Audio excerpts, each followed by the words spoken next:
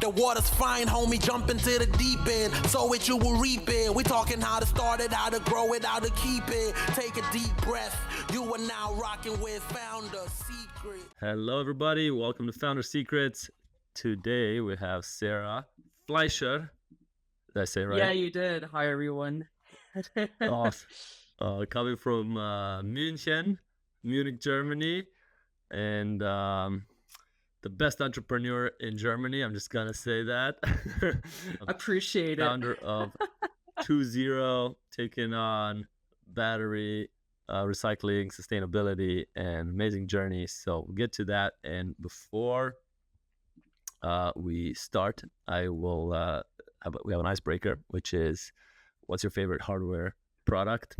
And I have to say, for me, it's the version 1 of the AirPods, right? So the AirPods came out and they were a little longer. They had like extra stick and it matched perfectly my ears. They would never fall out. And then every version since then, now they've discontinued them. You can't even get them anymore. But the new ones that I have now, you'll see, like, if I do this a little bit, they're gonna like fall out. It just fell out. Oh no, that's horrible. But still, they're a great hardware product. But I thought the first had a better weight distribution for at least me. But still love them. How about you, Sarah? You know, like the one hardware, I would say more wearable that I'm currently wearing is the ring, the Aura ring. It tracks my sleep. I'm horrible in my sleep. Beginning of the year, I decided, let's make it more visible. Let's make it more trackable. And it's still bad. It's literally bad. But at least now I see black and white. I'm not sleeping properly, as I should. But yeah, it's the first thing I look up when I wake up in the morning. I look at the Aura app and just see what was my resting heartbeat, how was my sleep, was it efficient, how often did I wake up, do I have some symptoms coming up, should I take care, should I actually basically do sports or go to bed rather today.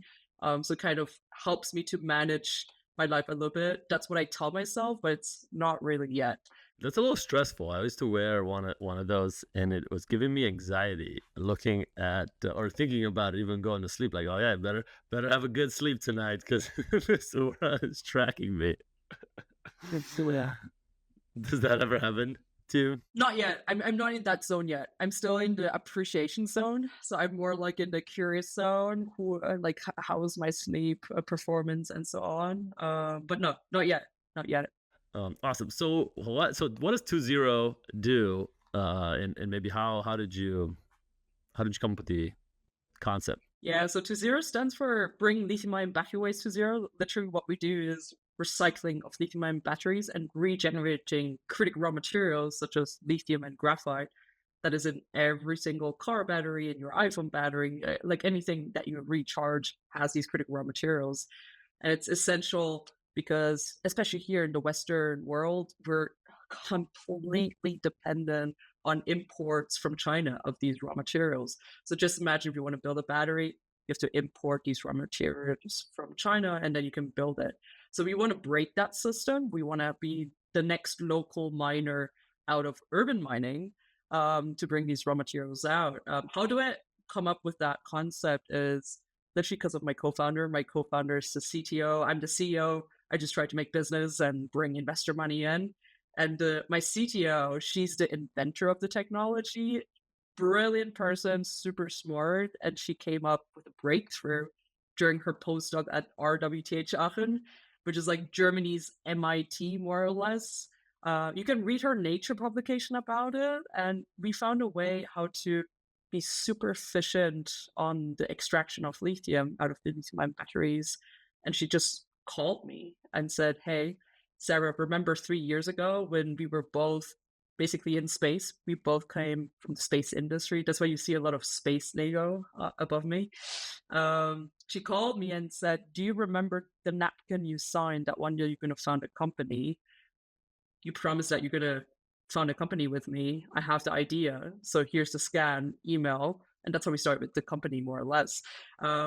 Yeah. So I blame it on my co-founder. Remember that one night at the bar where we both agree we're going to start a company and like sign on a paper napkin. That's amazing.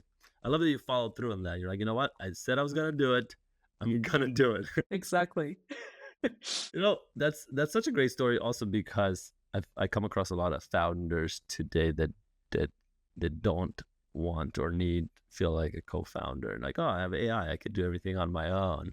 But I certainly felt kind of like you almost feel like I'm a better co-founder than founder. Like I'm a better role supporting the other person, making removing blocks, whether it's financial, sales, whatever it is, hiring, or technical. But having that other person, I think, is critical, as in like 10x more likely to succeed with one than without one. Right? You know, like how I feel, the journey is so lonely. Like I couldn't imagine doing it by myself. Who do you rent about your employees with, right? Like who do you complain about investors with? Who do you go to when you're struggling or challenging, or who do you go to when you're celebrating? And I think like that all incorporates your co-founder. Of course, the co-founder is also doing the other half of the work to run the company. But I couldn't imagine to do it solo just with an AI. It's crazy. I'm not sure what happens if the AI, you know, like Optimus comes from Tesla or something like that. Like if a robot can become your co-founder, I have no clue. Um, but as of now, no. Let's take a human. Let's take humans. Let's get more co-founders. It's a very lonely road. So don't found by yourself. Totally. And so how did you you said you were in space before? Uh, is that in the space industry? How did that come about? I'm actually more or less a space engineer. I studied space engineering here at the Technical University of Munich. You just, as a child, always wanted to. You were into space. I think it's cool. I blame it on Star Wars. It's just because of Luke and Anakin Skywalker, just because of those guys. How would it be if you float in space? I think that was a childhood inspiration for sure. And it's so much more interesting than studying how to build cars.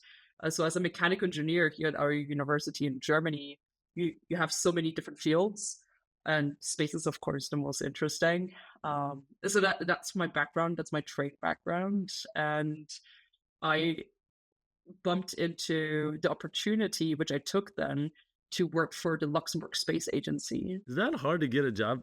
I'm just curious, like, because if there's so many, well, what's that industry like? Are there like way more people interested in space than there are jobs in space industry? Or is it the other way around? There'll always be a job. If you're an expert in space, somebody will hire you. I've never asked myself that question. It's probably like in the US, how easy is it to get to NASA or SpaceX? I don't know. I don't know. It's always like this dilemma. If you get in somewhere, you think it's so easy. But if you get rejected somewhere, you think it's very difficult. I don't know. I don't know how difficult it is. But what I can say is, those job postings are not online. So you have to know people to get in. So that makes it complicated. That makes it difficult. But you did it. You were able to get in. It's easy, right? Well, how did you do it? Wait, so you're saying you knew somebody at the Luxembourg space?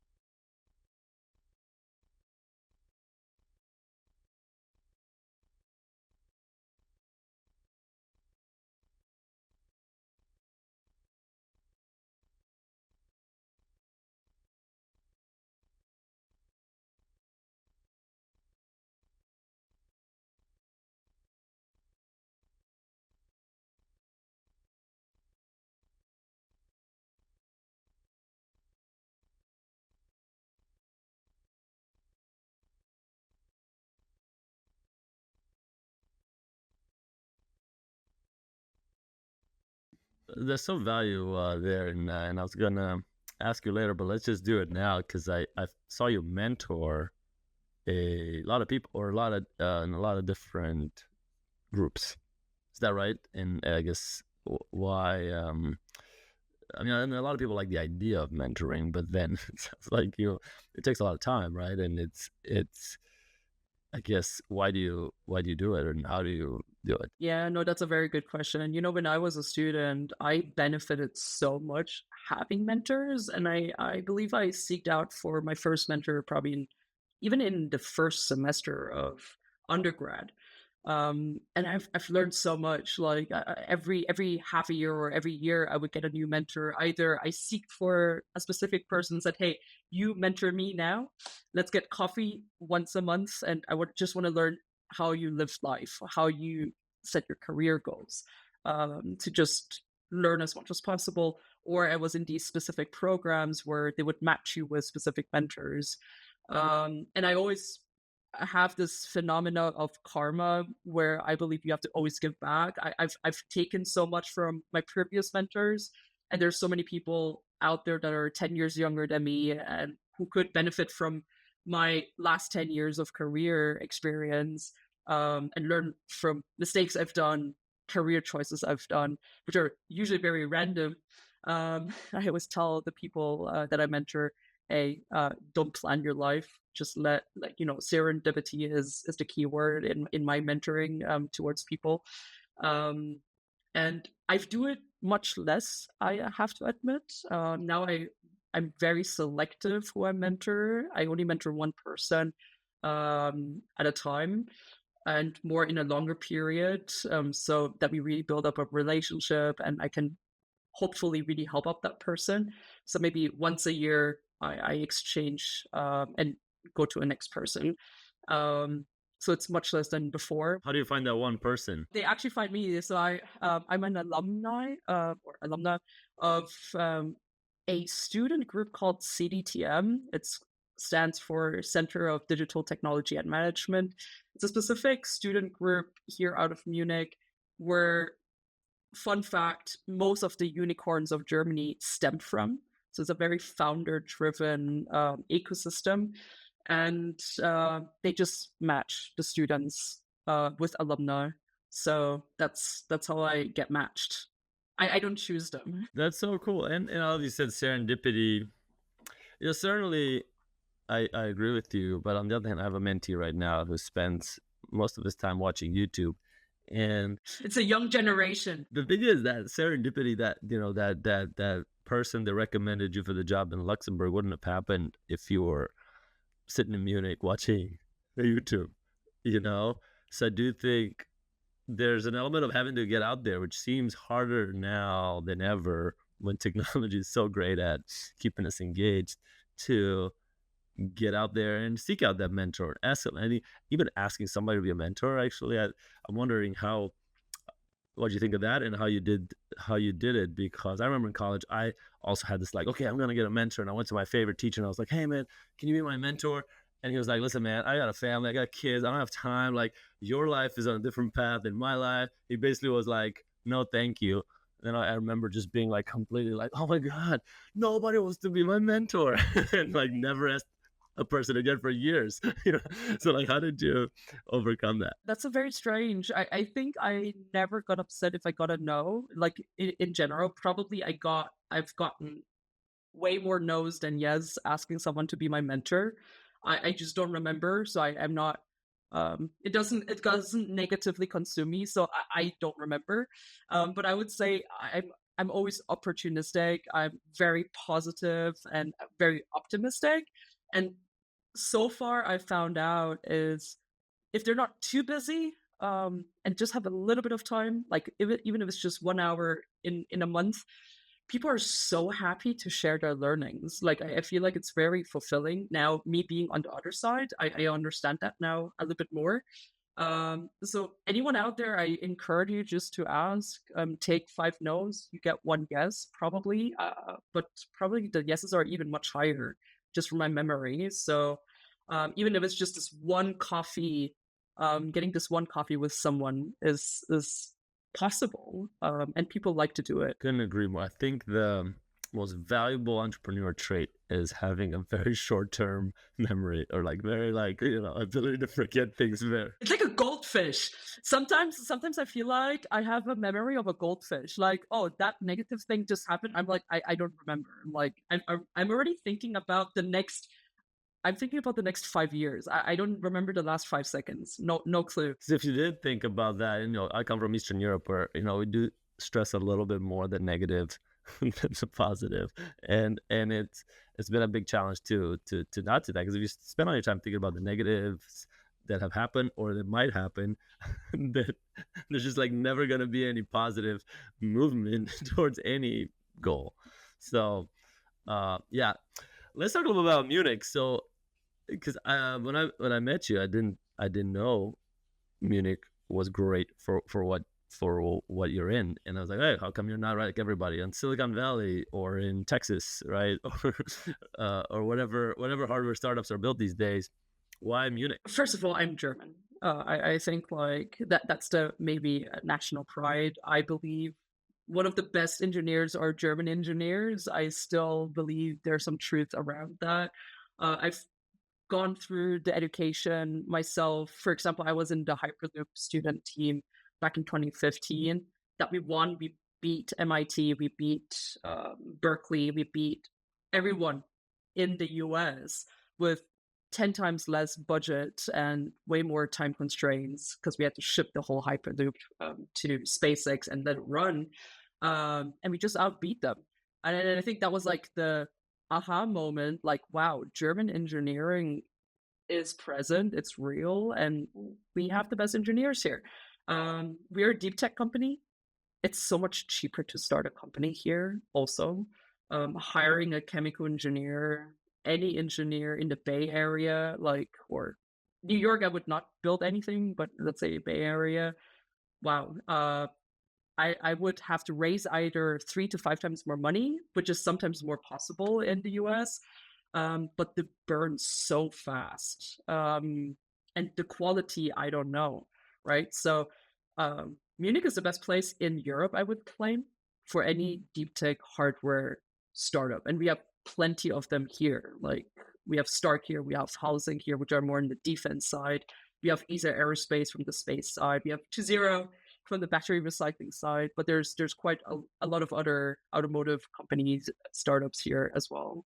Is there sort of element also of the EU? I know in, for instance, carbon credits, they're much more active than the US in that market. My sister is actually in that space, so I learned from her, and she's also in Munich. So, but are there also particular regulations around battery recycling that make it a more favorable place for you? Actually, one of our biggest competitors are in the US. We have Redwood Materials, we have Ascent Elements, and very many more that are much larger and more established in the market than we are. They've started way beyond much earlier when we started as a startup. And there's no regulations in the US. And what I'm coming about is in our business, we don't really care about the regulations. It's just a pure business. We take battery waste and we make value out of the waste, which is beautiful. Like you can make a lot of money and with much higher profit than digging in the ground versus like what the miners do to get out the lithium and the graphite.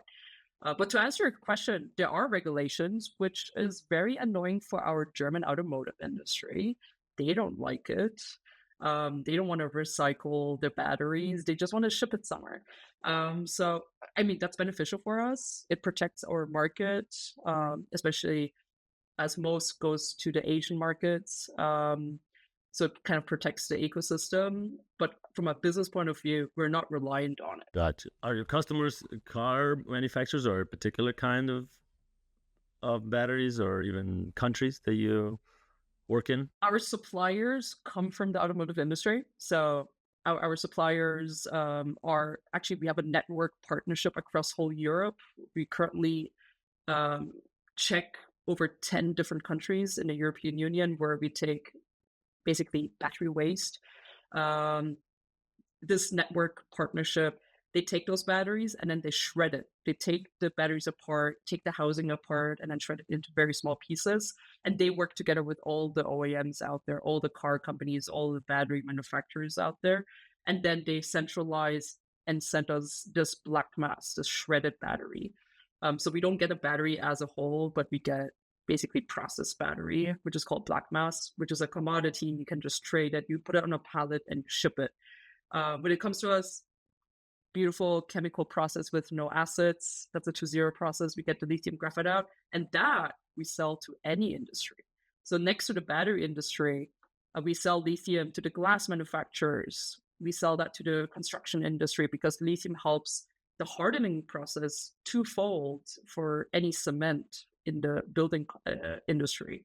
Also in the ceramics industry, you use lithium. So we have all small, mid-sized enterprise companies that require these critical raw materials next to the battery industry. And those are our actual customers, I would say. So can you ever go back into a car battery? Yeah, it can. It can. Yeah, that's the beauty of chemistry, right? So lithium is just lithium. You might have impurities in there. Those are the annoying part. All the dirty stuff that comes from your battery. You'll find traces 100% from any recycler that is extracting lithium. And you have to go through post-processing, basically procedures to get rid of that impurity fragment that is in your lithium. Once that's removed, it can go anywhere. So maybe it's a little costlier, what you're saying, understanding right. It's a little costlier right now to go full cycle back to car batteries when you have other sources that are cheaper for lithium. But for other industries that don't care as much about the purity, it makes sense to sell to. That's correct. That's correct. And the second annoying part is we don't have real battery manufacturers here in Europe yet. We've been trying. I would love to sell to them, but they're not really present here. All the cells are just imported and then just built together. So that makes it a bit difficult. I remember actually, I did this class. The teacher was very critical of Tesla, that it's not actually a greener alternative because the battery ends up as a waste down the line, and we have not figured out what to do with it. I guess, does your company like basically say that's wrong, or basically say no, we do have, like, it's not the net value is not going to be waste. That battery isn't going to end up creating more pollution for the environment then. Exactly. Like, just imagine like the materials you use to build a battery. We claim we already achieve way over beyond 80% recovery rate, for example, of lithium on our industrial scale demo plant that we're currently setting up, which is industrial scale. So we proved that you can recover a big fraction of that content of over 80%. So just imagine, like, you could do the math, and that lithium probably goes beyond 10 batteries. So we're actually making it way more sustainable. You can't do that with a combustion engine. So if that's dead, it's dead. It's not completely tozero. I mean, that's the name, what tozero stands for. That's the goal. It's like going to Mars. All right. It's like we're going to get there. Yes, it's our mission statement. It drives my co-founder nuts. I always remind her, hey, this is the name. It's not my fault. It's the name. You can't be like, it's to an asymptote approaching zero. It'd be not as cool of a name. Well, that's really cool. What about your so how do you compete with these other guys? So it sounds like you have some competitors in the US, and is it through some different process that you guys have better, or is it because just geography, right? Because you're not going to ship the stuff all the way to the US. That takes some time. So might as well for Europe and surrounding areas, you're going to be the solution, and then sure, they can be the US solution. Is that maybe how it works? Yeah, we see ourselves coming to the US soon. So brace yourselves. But give us some years. We're not like an AI company that just can expand, but hardware takes a bit more time to be settled up. But to answer your question, what we're doing is super unique, and it hasn't been done in the market yet. It's really specifically targeted to lithium and graphite. getting cobalt, getting nickel, getting copper out, which are the other 50% of the valuable critical materials or materials in your battery, that's easy. That has been done the last 10, 20, even 30 years. So that's easy. Uh, I'm not saying too easy, but it's being done. Chinese have been doing battery recycling for the last 10, 20 years. What they do is they use a lot of aggressive chemicals like sulfuric acid to leach out raw materials. Graphite is lost in their process. Lithium is not recovered as efficient. And we're just doing a water-based solution using organic additives that are so selective, matching with the lithium to be leached out or even graphite, that makes our process fundamentally cheaper. So we don't compete against them. Okay, so you mentioned there's a few companies doing this in the US, but are there any others in Europe, or are you the only one in Europe? We're not the only one in Europe. Everybody's trying to find the holy grail, how to get the white gold out of these lithium-ion batteries, because we need them here in Europe. We need them here in the West, for sure. But where tozero is very unique and where we are set apart from everyone else is that we have a very clean process. It's a water-based solution using organic additives that are so selective bound to lithium and graphite to help them leach out, that it's so cost efficient that we even claim that we can produce lithium cheaper than any mine in the world. I want to have a lithium that's the cheapest in the market. Like this, we can really produce an independence of these critical raw materials, which is super exciting. And just because of that novel technology that my co-founder invented, that allows that process. You can read it in a Nature publication. Just Google her name, Ksenia Milicevic Neumann. She invented that, and it works on industrial scale, which makes it even better. I mean, we're just 3 years in, a little bit more than 3 years. We've scaled from grams to several tons of lithium production. And yeah, it's pretty exciting. That's amazing. I love that goal because you'll be competing with China, like subsidized industry. They're like, we want to be cheaper than that. We will beat. You can only beat the Chinese if you're cheaper. That's the goal. So I imagine a business like this requires some funding, and Europe, the stereotype is that it's so hard to raise funding over there. So how did you're on Series B now? In Europe, it goes a bit slower.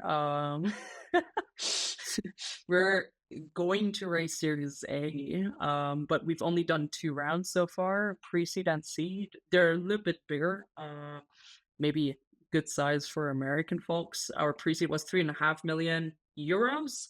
Not sure what the conversion rate is, and around 11 million euros for our seed round, and that helped us to scale so far. Was it easy for now? Yes, it was easy. I would say. I would say in pre-seed, it's always quite straightforward to pitch deck, cool team. Here's the money and go. We've managed to scale from lab to actually a prototype scale, which was from, let's say, 200 milliliter little testing tubes that you know from high school or from chemistry class in university, all the way to a 30-liter reactor, up to a 500-liter reactor. And we just managed to do that within more or less 1.5 years. And that triggered our seed round, which was last year.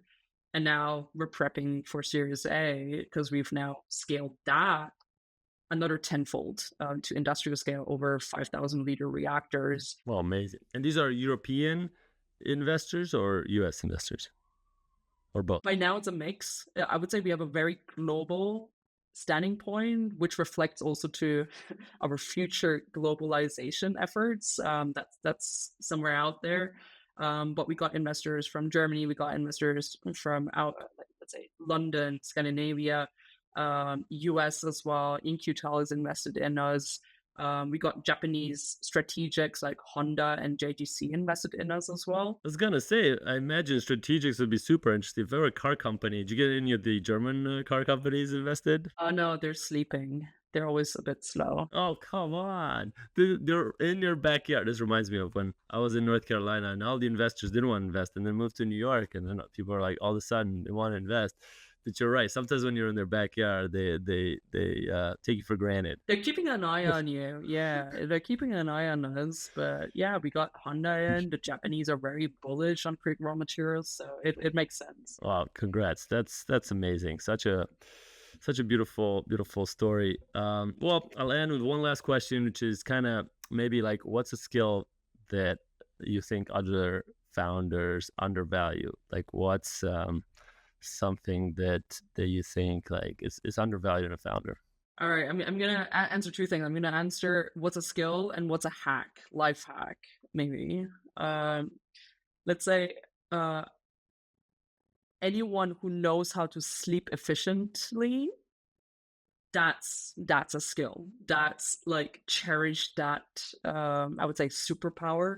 Especially if you are a founder and you run through days with just 4 hours sleep, which is totally not healthy, but you have a like almost over 90% efficient sleep. That's gold. That's worth so much. You probably need only 4 hours versus someone else that has little efficiency who sleeps 6-7 hours. So treasure that. And I'm lucky that I have a very efficient sleep. Like I sleep like a rock. If I sleep, I don't hear and see anything. I'm just sleeping until I wake up. So I really cherish that superpower. How is that, just in Munich, or does that apply in New York too? Because I find in Munich there's zero noises, so it's like so easy to sleep. But in New York, there's the ambulances going by every minute. Oh yeah, I remember. I mean, I've lived half a year in New York. No, I don't hear anything. No, I just sleep through. Okay, what's the second thing? Life hack. We talked about it before we started the podcast. Is when I start fundraising, cold showers only. No hot showers. So when people ask me, hey, are you taking hot or cold showers? That's answering the question if I'm fundraising or not. But it helps me to wake up in the morning. Like the blood flushes through my body.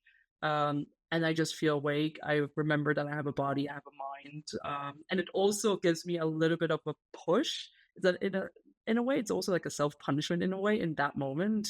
But it feels good. Now, it just sounds really bad. But it really helps. And it kind of keeps me on track that I want to close the fundraising as fast as possible. So I don't want to have multiple months of cold showers. I love my hot showers. So that's in a way to keep myself in that moment and concentrated and focus on fundraising and to close that as soon as possible. Yeah, I hear it's good for your hair, it's good for your skin. So there are a lot of benefits to it. Well, with that, I'm going to also recommend this place that has a cold bath and a sauna in New York called Othership, and it gives like such a high that the people I met go there are like addicted to it. Like people go there every day. Like I wouldn't do that every day, but there's people that get like that like rejuvenation from it, that it becomes like addictive to go into this cold and hot. I'm going to check it out when I'm in New York. There you go. We'll do it. When you're in New York, we'll do it. Well, thank you so much, Sarah, for joining on the pod today. It's amazing. Great talking to you. It was my pleasure. I enjoyed it. Thank you for rocking with the homies. Taylor, Trusty, and Flavio. Seize the day, own it. Until next time, hold it down, hold it down.